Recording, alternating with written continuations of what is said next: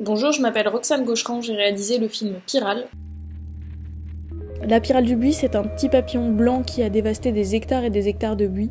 Originaire d'Asie, c'est ce qu'on appelle une espèce invasive, c'est-à-dire une espèce introduite accidentellement sur un territoire qui déstabilise la biosphère locale en l'absence de prédateurs. Moi, j'ai appris l'existence de ce papillon en 2016. C'est l'été où l'invasion a vraiment surpris les habitants de ma région, c'est-à-dire entre la Drôme et l'Ardèche. Ma mère m'en parlait tout le temps au téléphone parce qu'elle ramassait des pelles et des pelles de papillons morts sur sa terrasse chaque matin. Elle disait que c'était comme dans les oiseaux d'Hitchcock et qu'il y avait comme une neige de papillons en plein été. À l'époque, personne ne savait ce que c'était ni comment s'en débarrasser. Je tombe rapidement sur des articles assez hallucinants sur Facebook ou même dans la presse locale. Les conséquences sont assez multiples, allant de la disparition totale du buis jusqu'à des glissements de terrain ou des sangliers aveuglés par les buis trop secs.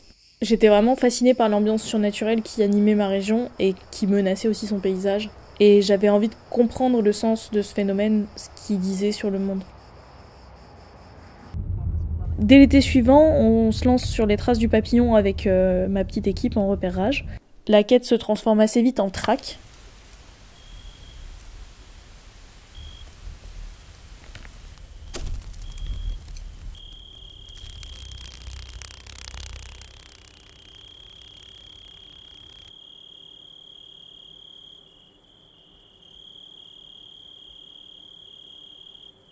On est guidé par mes proches et des habitants qui nous racontent chacun leur expérience avec le nuisible.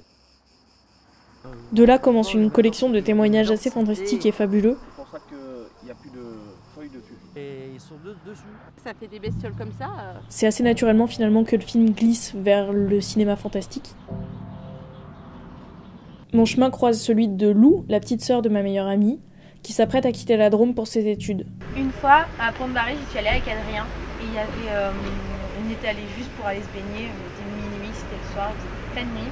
On décide de s'attarder sur son personnage qui vient encore plus flouter les limites entre la fiction et le documentaire. Et en fait, il y avait plein de monde, une petite guinguette avec plein de lumière. Et là, je crois que j'ai jamais vu autant de papillons de toute ma vie. J'aime beaucoup travailler aux frontières de genre, quand on s'éloigne du réalisme sans totalement le quitter.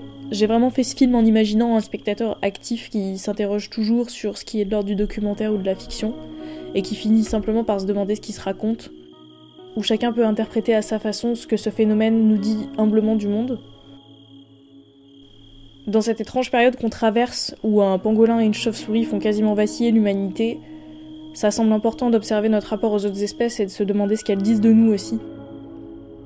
Ah oui, ça te brûle les yeux. Ça me gratte plus la joue qu'autre chose en fait. J'ai aussi voulu filmer la jeunesse rurale, ceux qui vont devoir vivre avec tout ça en fait, et avoir leur avis.